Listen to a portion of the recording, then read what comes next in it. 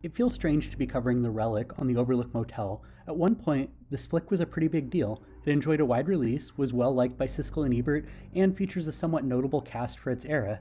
Yet somehow, 25 years on from the picture's release, it has been largely forgotten by the masses. So, here we are, gearing up to look back on this taut, atmospheric horror thriller. The action starts as the staff at the Chicago Museum of Natural History are gearing up for an exhibit delving into superstition in its various forms. When a shipment of cargo from an abandoned vessel finally makes its way to the exhibition hall, a security guard is mysteriously beheaded. However, the police believe they've located the culprit and make the decision to greenlight the museum to stage a grand opening gala for the new exhibit. When the culprit turns out to be alive and well, homicide detective Vincent DaGosta, played by Tom Sizemore, must team up with evolutionary biologist Dr. Margot Green, played by Penelope Ann Miller, in an attempt to thwart a mysterious reptilian monster with an appetite for gray matter.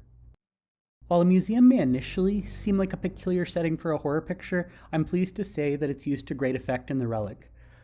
The film was shot on location at the Field Museum of Natural History in Chicago, and the wide open spaces work as a fitting backdrop for a film about a creepy-crawly creature that sneaks up out of nowhere. As the action gets going, it starts to feel like the walls of the massive building are beginning to close in. Equally effective are the scenes that take place in the very real network of subterranean tunnels located below the city streets of Chicago.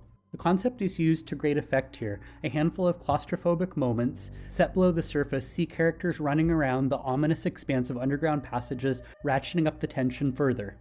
When the proverbial shit hits the fan, please excuse the use of language not becoming of a gentleman, the entire museum locks itself down, leaving all the guests of the opening gala at the mercy of a very hungry creature. That works well for tension building, as well as intensifying the already present sense of claustrophobic panic.